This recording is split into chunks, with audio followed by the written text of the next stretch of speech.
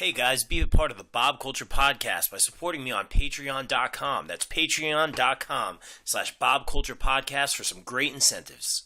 Hi, kids. This is Krusty, and you're listening to the Bob Culture Podcast with your host, Rob Cruther. How much you get paid for this? That's it?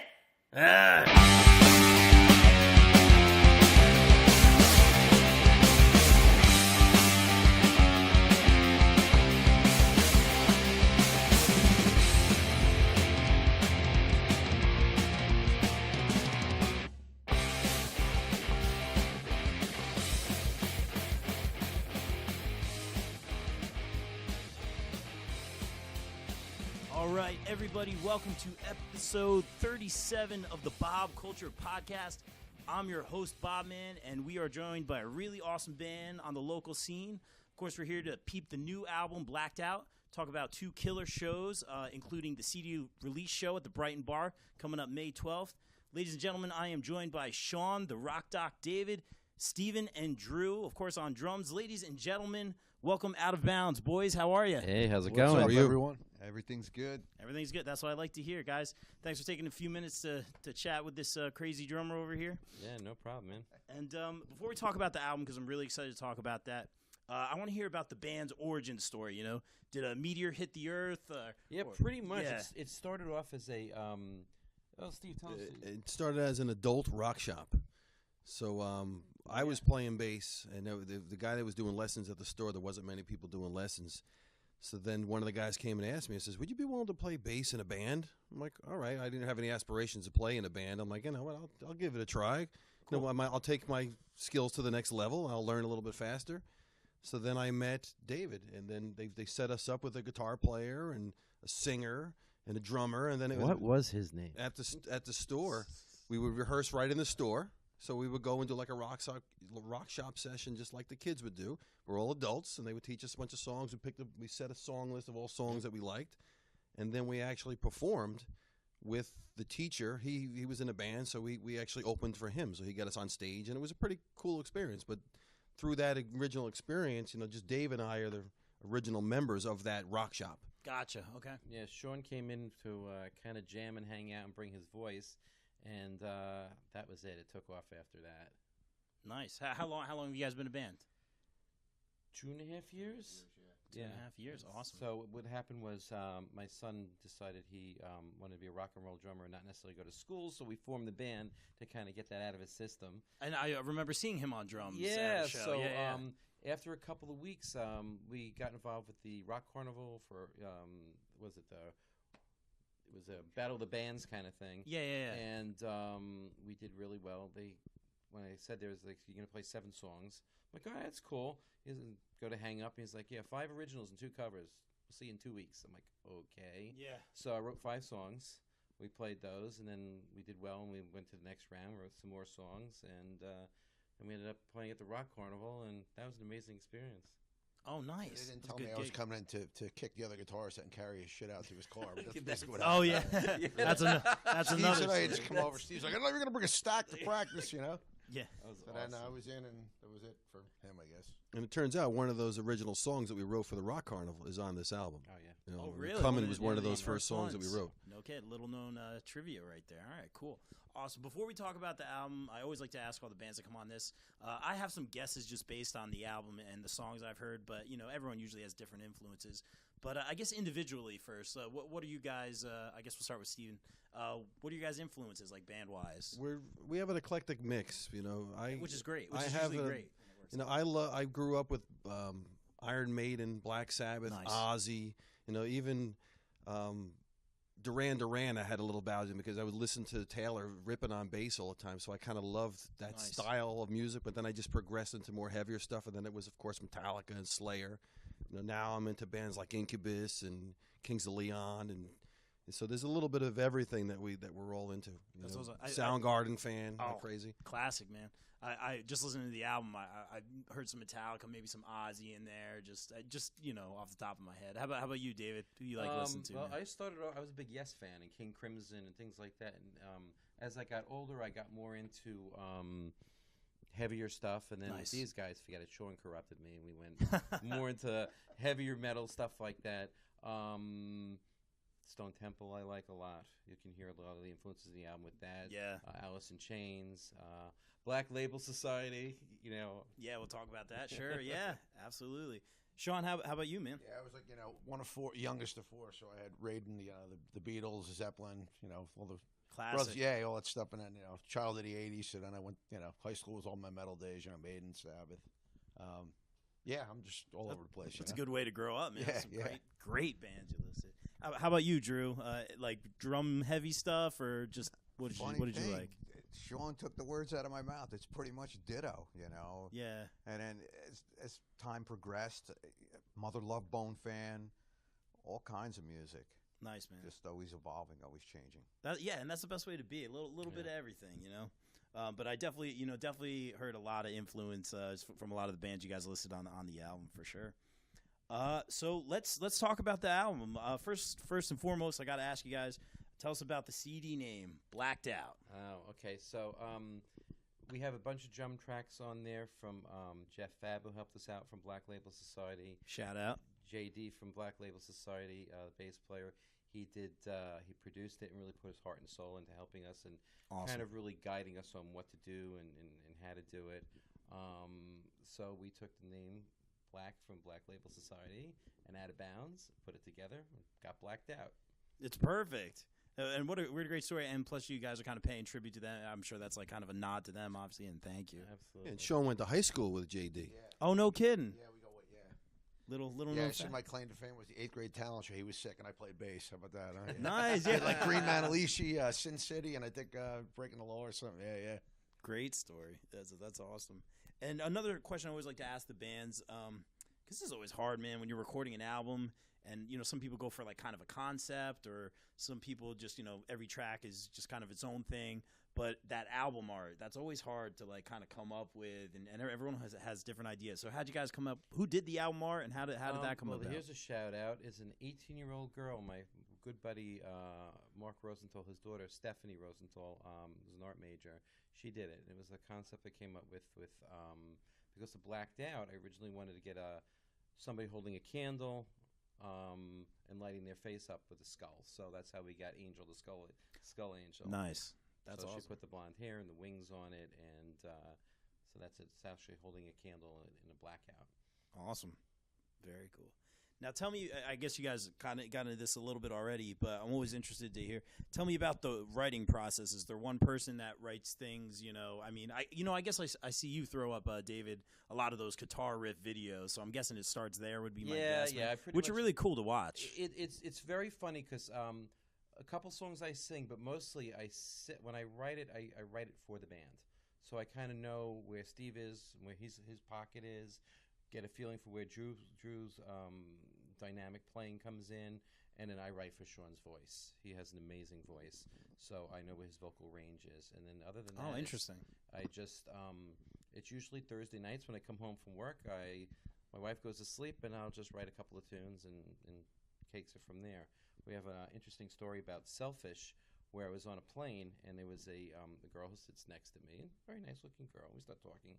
Then her steroided out boyfriend sits down next, and they put on their headphones, and they play watching a football game, literally screaming the whole way at the screen on the flight. So that's how Selfish came out. It was really me watching them act that way and how selfish they were to everybody else in the plane. Interesting. Okay.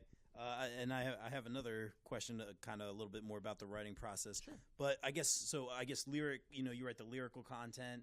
A lot of the riffs, obviously. Mm-hmm. What happens? You bring it to band practice. You say you write. Yeah, show I'll it write to the song and bring to band practice, and everybody sprinkles their own bits and parts in it.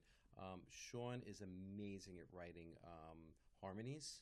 Great. Yeah, and vocal parts. So it's really cool. And Drew adds his specific style on drums, which really adds a lot. And Steve adds mega bass parts in there to keep things moving along. Nice. Do you guys find like drum and bass kind of lock in quickly, or do you guys kind of play We off lock each other? in, and then a lot of like what I'm playing is kind of shadowing what these guys playing in the lower octave range. Yeah, I guess that makes just to fill the entire song up. Totally. Bass is such an important instrument. And the arrangements can take any kind of direction. We'll start with something, Totally. We're having some fun over here. David got into this a little bit. Where does just from a lot of the bands I've interviewed, where does the content come from lyrically? I know some people have said fantasy. I know a lot of people say real life. It sounds to me like that. It's like real life. I've got some miles on me. I've had a rough. I've been on my own since I was 17. Oh, really? So, yeah. No kidding. I've been through a lot in my life. So I have a lot to draw from. When I was younger in a band back in the day, it'd be like, the sky is blue, I love you, how do you do? Now it's a little darker. So, yeah. I draw from previous relationships. I'm on my second marriage, so now the second time, that's where the fun stuff comes. Like You Still Hold My Heart. That's where I was going with right, this. That's from that. Maybe Bleeding Away is from some other relationships that you feel where person is you're trying your best, you're doing what you can, but they're just taking pieces of you and it's just flowing out, and you get to a point where you're not going to survive it. Awesome. I think that's a perfect segue. Guys, let's take a listen to You Still Hold My Heart, and then I got some more questions about that song. So here it is, ladies and gentlemen, from the Blacked Out album, Out of Bounds, You Still Hold My Heart.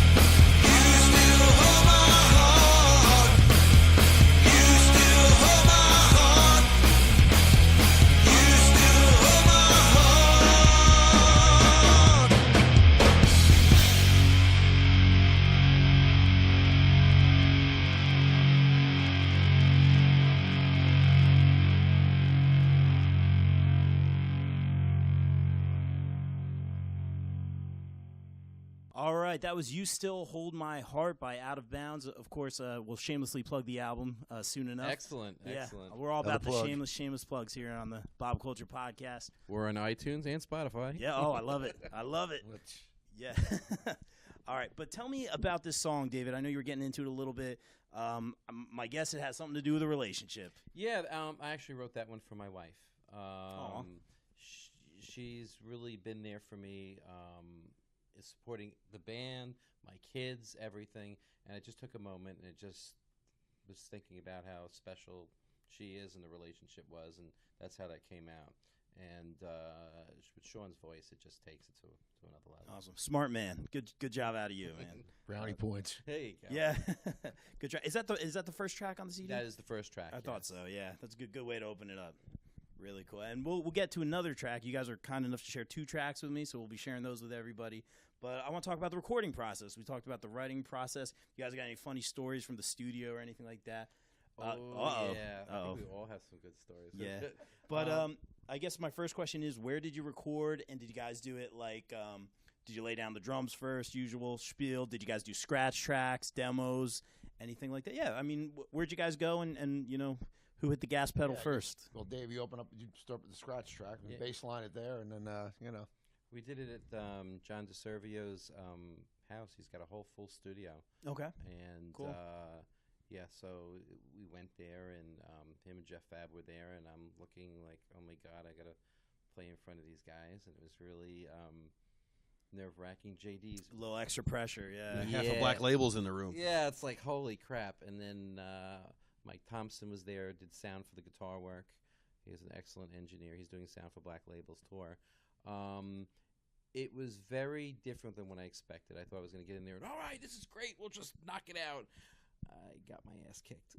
Yeah. But it was a great learning process. JD was very specific in what he wanted us to play and how we wanted to play it, and challenged everybody in the band, and everybody stepped up, and especially Drew. I mean, Drew came in, the album was already 5/7 done, and he came in and just knocked it out of the park. He really busted his hump in a very short amount of time to jump into the band and take over and really do a great job. That's awesome. Because we were drummerless for a while. You know, when David's son Danny went back to school, we didn't have a drummer, so we were trying some drummers out. So then we had the opportunity to go in the studio, and then just so happens that Jeff was in town, that we were able to get him to throw a couple tracks down. That worked out nicely. That worked out great. And then Drew came on board, and you know we've been sailing ever since. Did you record on the album at all? Did you do drum tracks as well? Yeah, did Awesome. the last 2 tracks on there. Nice. I took it lightly. I'm not going to lie, and I got my butt kicked when I got my head handed. You know, but That's what we everyone's did it, saying. you We're know. like, yeah. So there was some pressure in the studio. Like, this is interesting. I think I was going to give up guitar and pick up triangle, but then which is a very important then, instrument. then JD said, yeah, well, why don't you try playing that and fuck it in time? Yeah. Exactly. But that's interesting. Like coming at it from like it's almost like a performance. You know, like you guys are playing in front of people. You know, like there's always a little bit of pressure when you're in the studio. You know, but you know, I guess some people get locked in. Like you know, I think the person who had the best attitude was Sean. He went in there and just knocked out the vocals. Oh, I'm sensing some band love. We get a lot of this on the podcast. Little band love. Go ahead. I said it was like being in JD's basement in high school again. It was just like the same thing all over again. Yeah. Looks a little different now than 20 years ago, but yeah. Gotcha. I'm pretty comfortable because we were so tight growing up, you know. So all right, yeah, a little more I mean, he's comfortable still on a your end. perfectionist, like Dave said, but you know. Which is important when you're recording for sure. Yeah, yeah. It's amazing when you work with somebody who really, you know, he does all the Black Label albums, and he just, there was a song we did in RU where we was going through it, and as a transition, he's like, you need a ramp chord right there. Put in the chord, perfect. Just sounded amazing. So it's really, we were very blessed to be able to work with all these very professional people who could guide us in our first album. Yeah, that's pretty awesome. What was the hardest part? Would you say like vocals? Usually. For me, vocals. No, I mean just like on the amount of takes. Like usually vocals take the longest, and it's like a process, you know. A couple solos you were getting. The solos solos, are okay. pretty. There's some intense solo work in that. So the solo for Coming, which has a lot of hammer-ons and pull-offs, and that took me about an hour and a half to really just lock it down the way I wanted to do it. And you rewrote that too, didn't you? Yeah. We used to play it differently. Then you we rewrote played it to go back in the differently, studio. And I kept about 3. I told JD I want to do some sweep stuff, so it took 3 weeks off to learn the technique the way I wanted to learn it, and then went back and did the recording, and it was well worth the wait. Awesome. Click track or no click track? I always Click like this track. one. Click track. Gotta Absolutely, yeah. Keep it locked in. Yeah. We got beat with it. Yeah. Oh, was that that was a thing? I Huh? got raped by the click track, yeah. Which we learned how to incorporate that into our practice due to the studio experience Right. because we never really played with the click track all the time. Oh, do you guys do like in ear monitors? Or you just throw on a click and then you play the song? Like We're practicing, and then we'll pull it off from there. Go to like rehearse. Right. Yeah, it's interesting. I always ask bands stuff like that. Because like Dave Grohl said something like that. You know, you want to get things perfect, but you also want to have that human element too, that imperfection as well. So I always like to ask bands that. Like we do the click track as well. You know, we've been playing the same songs. We have some new stuff now, but they'll throw on. You know, I need the BPM. I got a click track in my ear, and I'm good to go. I don't need ready to go. So I'm always interested to see how everyone. Screw the bassist, just need the click No, track. not it's not even like that. You know, it's just like I just need to be. You know, and it does get annoying when you get that click. You know, but you need to be in the zone sometimes, and you know, like even on drums and stuff. You know, you'll hit a rim instead of a snare or a rim shot. Exactly. You hit the wrong part of the cymbal. I actually just bought one of those Zill bells or whatever to mess with that. Oh, a I little saw bit. that. Yeah. Yeah, I got to fall in love with it still. I'm going to try some things, but I hear a lot of opinions. But anyway, it's tricky, you know, or you miss a string or something breaks or it's frustrating. You guys got any funny stories from the studio or anything like that? We got a funny story. Not enough for the studio for one of our gigs with Drew and a drumstick. Why don't you tell that story, Drew? That was brutal. I show up with just a pair of sticks because we're only doing 3 songs. It was a charity event. Okay, I At understand. the Wonder Okay. Bar. Yeah. I don't bring my stick bag. And what happens? Was it the first or second song? First song. First song. I lose the stick and I can't find it. We're scattered all over the stage, and then we managed to pull off an extra song on top of that. And I'm in looking, time. around trying to help him find the stick, and Isn't I'm that the cruising around the worst? bass looking. I'm looking out, and I hear that the drum beat's coming. It's off, so I'm trying to like go a little bit heavier on the bass just to keep up with everything. Couldn't find the stick. Yeah. Good thing the sound engineer looked and seen where the stick went and went behind him. Yeah. That's where the guitarists come in and lay down some guitar work while they're looking. Yeah, exactly. Yeah, okay. Yeah, I'm going to step up now. Exactly. You weren't Andrew. You were one Drew that night. Ah. You know what? The funny thing is, it was a great night. And anytime something tragic happens back there behind the kid, it's usually a good night. Yeah, exactly. Yeah, and it's a great story, you know? That's awesome. So 2 things. Now, Drew, do you have a stick bag now? And Is it also fully loaded? I know I got to do the shameless plug, but now I know he's using Cooper grooves. So I'm guessing you weren't using Cooper grooves that night. No, I did not. So there you go. But get that stick bag, man. I got the bag. He's I ready just to go. didn't think it would be. Yeah. Okay. Yeah. Yeah. Because they had everything was all set up. The drums were set up. The amps were set Oh, up. So I we got just you. plugged Yeah, in. So I So understand. we just did a quick 15, So when I 15 asked minutes. Dave, what do I need? Just sticks. Okay, I took it literally. Brought I just bought sticks. 2 Yeah. sticks. There you go. You need 2 pair. Yeah. I'm just waiting for all the drummer jokes here. All right. Let's well, you know what? Let's talk about Bleeding Away before we get in the track. We're going to do it the other way. Tell us, David, you wrote the lyrics for that one? Yeah. Do you want to talk a little bit about the content of Bleeding it's Away? It's actually the total flip side to You Still Hold My Heart. Okay. It's about a song where I wrote it about a relationship I was in that just absolutely destroyed me for 2 years. I was actually in a relationship for longer than that, but every day I felt like a piece of me was being taken out and I was drained, and I got to the point where it was either sink or swim. I had to just walk away from it for my own self-worth. Wow. That's like, what a great lead, and I'm going to leave it at that. Ladies and gentlemen, let's take a listen to Bleeding Away from Out of Bounds.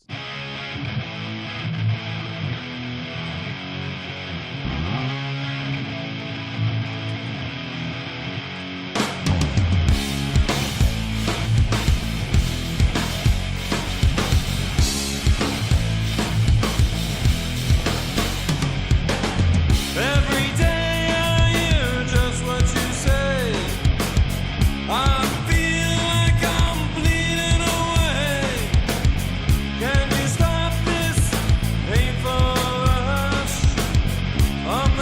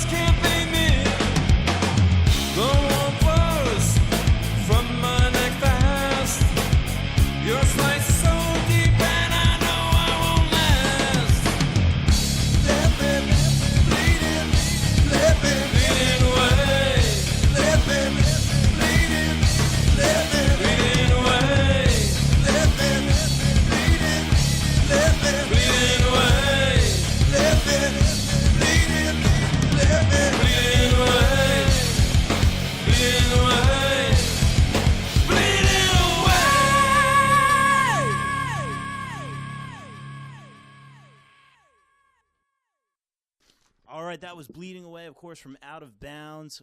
Guys, really good tracks that you sent me. Thanks for sharing them with everybody. Real quick, let's talk about your upcoming show, of course, at Dingbats. That's this Friday, right? Yeah, it's this Friday. And that's with Don Jameson from that metal show, yeah, right? we've played with him a couple of times, and he's going to be hosting a metal record release party also.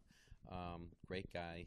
We've seen him at a lot of our shows here and there. Is he? He's a nice guy. He's really nice. Yeah, Yeah. He's very cool. That sounds like a good time. And then, of course, you got the big show, the CD release show, May 12th. Yeah, we're very, very excited about that. Don will be hosting that. JD, if he's back from tour, he'll be coming in for that. We'll actually have the artist who did the cover there. We're going to be playing for about an hour 15 to an hour and a half for that show. Playing the whole album? Yeah, we're going to play the whole album. We're breaking out stuff from we wrote from the Rock Carnival and we wrote since. We have a lot of newer stuff we've been writing, including a song called Painful Kiss that Sean sounds like Chris Cornell. It's phenomenal. Wow, that is one of the nicest thing I've heard a band member say about another band member. That is a compliment. Wow. Yeah, I try to keep it kind of, I'm all over the place voice-wise. Godsmack, Cornell, Sully, Cornell, So. AC/DC. AC/DC, yeah. It's my wheelhouse. If you will. Nice. Not to get off topic, but speaking of AC/DC, we were chatting a little bit off air here, and I guess you're telling me a little bit about the bagpipes coming in at some of your shows. Tell me about this. A gentleman who's an amazing guy. I met him through Sean. Can you talk about? Yeah, he's a piper for the fire and police Middlesex County. So cool. St. Patrick's Day parade. So that kind of His name's Richie. Yeah, so I was in a cover band for 10 years. So he kind of worked his way into that, and we're just kind of we've been together ever since. So that turned into a long way to the top. Here. Yeah, so he comes in when we play that. He comes out and just knocks it out of the park. Whose idea was it to do that track? We just were tossing around some AC/DC I think songs. Sean has that voice. So we play a couple of tracks on that, and Sean suggested, hey, I know this guy. Can bring him in? And took off from there. There's not many rock and roll bagpipe songs either. Yeah. So you have a very small pool to select from. And he comes full tilt, the kilt, everything, you know. As Sean is wearing a Dropkick Murphy shirt. By the way, ironically there. That's awesome. Here's a stupid question. You don't mic the bagpipes, do you? They're just. Oh yeah, no, we do. You do, Ben. Oh you yeah, do. absolutely. You do. They're absolutely. loud, I guess, but yeah. I don't even know how that works, but yeah, that's pretty interesting. You're not getting the bass stacks, but you're getting his main horn. Yeah, okay, I know nothing about it, but that sounds awesome. He says there's a video. Oh yeah, it's on YouTube. If you just check out Out of Bounds of Stone Pony or Out of Bounds Farland, it's all over the place. Yeah. I'm sorry, I'm getting off topic here. But again, May 12th, the big CD release show, and that's closer to me. I'm really excited about that one. Yeah, it's down Brighton Long Bar. Branch. Can't wait. Brighton Bar always have one of our favorite places to play. We play there all the time. The sound is awesome. Yeah, the sound guys, they do a good job over there. Cool, and of course you guys will be selling the CD there. Selling the CD, shirts. I saw some shirts. Cards. Saw some shirts lying around here. You guys working on paraphernalia? Some nice girly shirts too. Oh wow. All right, that's all. You said? Did I hear you say download cards? Yeah, we have some download cards also. You can buy the CD and a download card, whatever's more convenient for people. Awesome. And we're also, as I said before, we're on iTunes and Spotify and CD Baby. So, Out of Bounds, guys, check them out. I always like to ask bands this. We were talking about this a little bit already. Just very in general, what are you guys' thoughts on the local scene? Is it oversaturated with bands? A lot of people have problems with certain promoters and policies. What do you guys think about the venues? What do you think about people coming out? Just anything. What do you guys think about the local scene? I think it's vibrant in Jersey and it's coming back a bit. It's hard with the venues. Everybody wants you to sell tickets. They want a certain amount of tickets, and then you're asking friends and neighbors 8 times. I mean, we have a good following, but it can be difficult sometimes if you have a lot of shows. We had a couple of years ago when we first started out, we did like 14 shows in a very short amount of time, and at the end of it, it was like, look, I just saw you 8 times. Can you come out again? Good point. Yeah, it's difficult. It's difficult, but there's also, I love the scene. There's so many great bands out there, younger bands, older bands. We're a kick because we're not 20, so when we come out and people don't expect to hear that type of sound coming out. Gotcha. Real just random off topic. Have you guys always played in bands or? I haven't played in a band in 20-something, 30 wow, years. Yeah. So I just picked the guitar back up just before the band at the Rock Shop, and then this has all been Steve and I, and then and Sean and Drew coming in. So You guys are killing it already. I Yeah, mean, thank you you. guys are killing it. I had a I did the pop cover thing for about 10 years. You know, girl singer, all that stuff. So I've Gotcha. been Okay. around for a while. Yeah. So Cool. I was out for a while as well, picked up the sticks, and here I am. Dave wrote me into this. Oh yeah. Yeah, I actually had an ad on Craigslist, and I was looking to get together with like a hair metal band, and Dave answered the ad, says, but I have no hair. yeah. Ah. Says, come on over. You may like it. And sure enough, here I am. And I got involved late into music, and I was always a bass player by ear. I never picked up the instrument. And then my daughter's going to be 8 years old, and I found that after we had our child, I had some free time at nighttime. I got tired of watching TV, went to Guitar Center, bought some stuff. My wife came home and goes, what the hell's wrong with you? I bought all this stuff, and I learned how to play. I just figured Self-taught. about 9 months I did it on my own. Then I started to go for lessons, but I'm relatively new. I picked it up at 38 years old. Oh, good for you. You know, so it was on my bucket list, and it just now my mind is straight that I can focus and learn. And these guys have been playing since they were little kids, and Yeah, I'm but you have able to to also hang with them. realize that he was taking lessons from JD. So. Yeah, I was taking lessons from JD. I was working with John Thompson for a while, who Yeah. worked with Jaco Pastorius. So these are some guys that they're just amazing bass players, and I'm just trying to absorb as much as I can. So yeah, to we're be a new doing- genre. It's called bald metal. Ah, there you go. I love to it. be doing this now was something I never even thought of. You know? That's a great. That's the name of the next CD, I think. Oh, there you go. But yeah, sorry getting off topic. But any other thoughts on the local scene? Pretty much covered it, or It's It certainly changed. I know when I was younger, I used to always go to bars, and I grew up with like Birch Hill and Fast Lane. And these you places said were the key just word, they Birch were Hill. packed. You went there, they were packed, and you're not seeing these houses that are filled like they used to be. Whether it's people have changed, the music has changed. People don't want to go out; they want to stay home, look at their phone, watch it on a I computer. think that has a lot to do with it. As compared to going and experiencing live music. And even when people are there, you even see people are disconnected. They're staring at their telephone. We seen Slash, and these girls are standing there the whole entire time at Starland Ballroom, and they're just taking pictures of themselves. Like, you got one of the best guitarists in the world standing a foot away from us. Watch the guy play. Don't stare at your stupid phones. And It's crazy. I think that's changed a lot. I think also the venues have changed. Years ago, venues had flyers, had people who would go out and really advertise for the venue. Now the venues are relying on promoters a lot more to bring in the money. So if you're going to schedule 4 bands, how many people can those 4 bands? Well, each one has to bring in 20, 30 people. They're not really supporting their own venue, so it's very difficult for them. It's a great point. Great point. You Yeah. know, it should be run like a business, and unfortunately, a lot of the venues aren't really running it the way to make the maximum amount of money and bring the maximum amount of people, and also food, drinks, support people staying there. So what happens a lot is one band comes in, their fans go out, next band comes in, next band goes out. Correct. So yes, they're getting money from that, but they're not really building like Birch Hill. You'd go and people go to Birch Hill because it was Birch Hill. Yeah. And you'd be there all night. Now And then they it's had that closed. dance club, too, so you would like go to the metal Now it's a crew, 50s and they over, walk across to the other condo. and then they go to the dance club. That they had a cool little scene there. Yeah. On a different note, though, I think the music scene now is different than back then. I like it now because there's a lot more original bands. When I was younger, True. all the bands we ever saw they were just cover bands. There really weren't that many original bands like today. Today, it's I think it's fun. You know, when you go out, we meet all kinds of different bands, all kinds of different people, and they're great. Dude, yeah, I mean, I couldn't say it any better. There's, I think some people say sometimes the scene's a little oversaturated, but we live in such a cool area, like the Jersey Shore, Asbury yeah. Park, obviously a lot of Bon Jovi and Bruce Springsteen ties, but I've met so many cool bands, including you guys, and there's a lot of talented bands out there. I've had them on the show. Really good funk band, I know. A lot of like good original music. A ton of good like heavy rock bands that we play with. A lot of like kind of classic rock bands. It's awesome. You go see a show, go see your friends' bands, stay for the other bands because that's how I've gotten a lot of people on this show. Just like, wow, you're really good. Support the scene. We would play with that one band. Where we play in Asbury, and the guy thought we were a bunch of old farts, because Sean came out. It was the summertime. He's got flip flops on, shorts, and this one guy's looking at us. We're talking. He's like, "Yeah." Right. Then we go out there and we played our set, and the guy was like blown away. He's like, "Holy cow! They expect you guys to sound like that." You thought like Jimmy Buffett was going to come flying out of the microphone. So it was Business kinda fun. casual, yeah. Yeah. It was cool because we definitely made an impression with these guys. Awesome. That's what it's all about. I always like to ask bands this. Any advice to like aspiring performers, like people who want to start a band, or I don't care, read poetry, or get themselves on stage at an open mic or anything like that?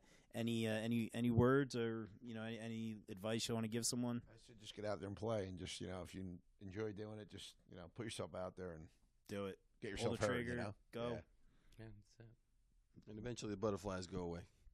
Yeah. The first 5 or 10 gigs, you're still learning how to hear the sound and play together and making sure you get the butterflies out of your system. But then once they're out, now you got work to do. Yeah, we got under fire for that one. Yeah. Our third gig was the Rock Carnival opening up for Nice. L.A. Guns and Lita Ford and Slaughter, and I was like, Wow.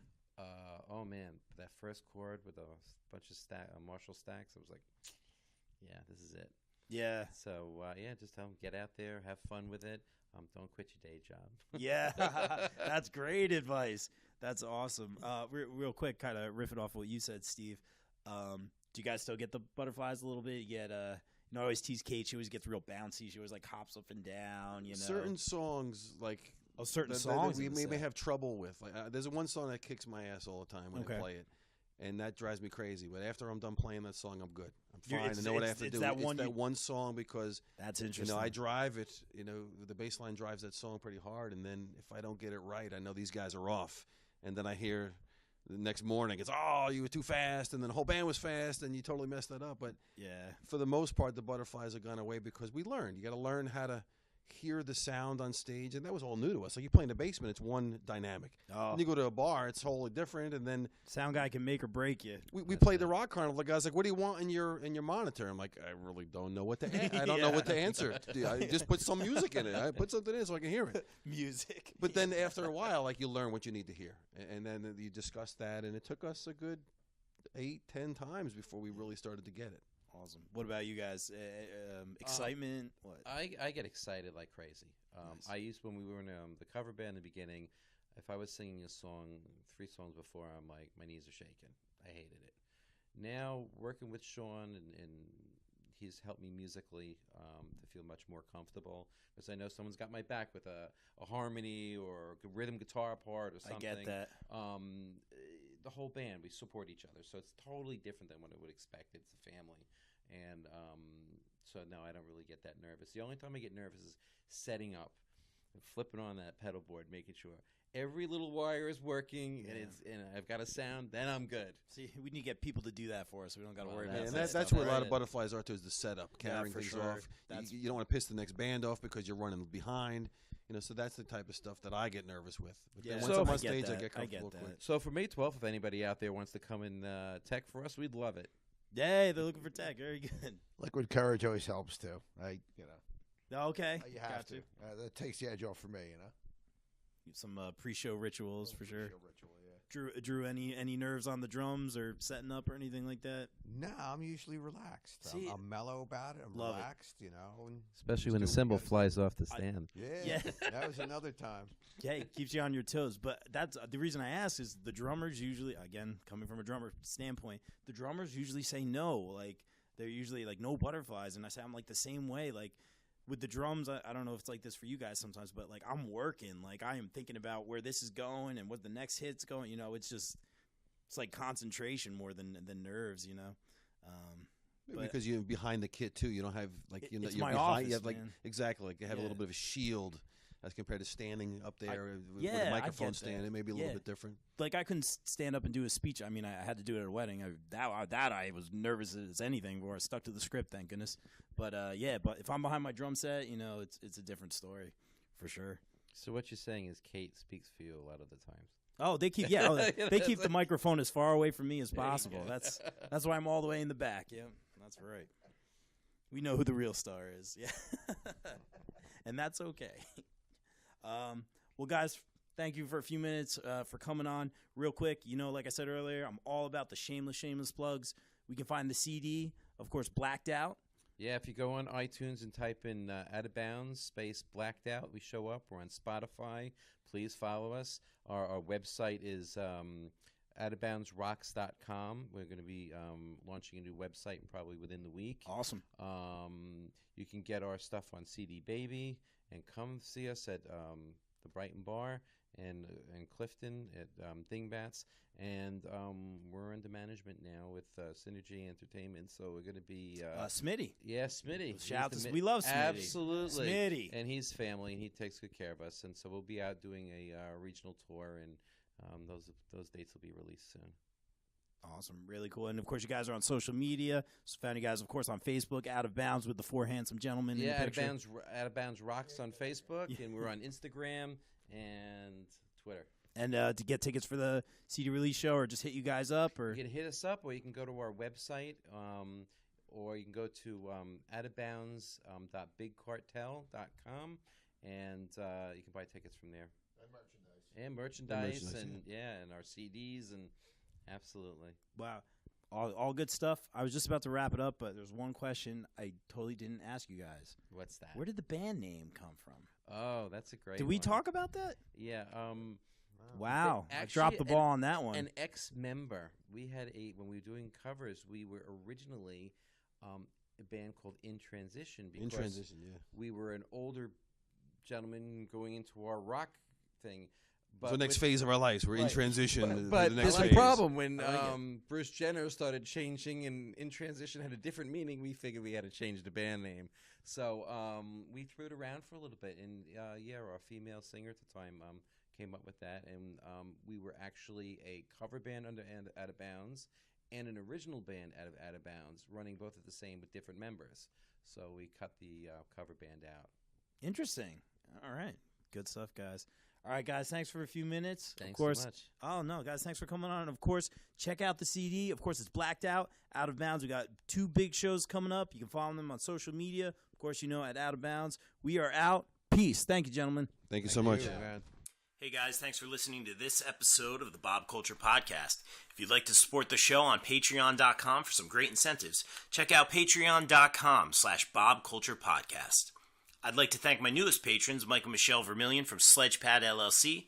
Sledgepad is the revolutionary bass drum dampening system that make blankets in your bass drum a thing of the past. I love my Sledgepad, and is currently being used by drummers from national acts such as Pink and Collective Soul. Use my code BOBMAN007 at checkout for a special discount. Check them out at sledgepad.com. Finally, don't forget to support the show by leaving a review on iTunes or give me a like on facebook.com/BobCulturePodcast.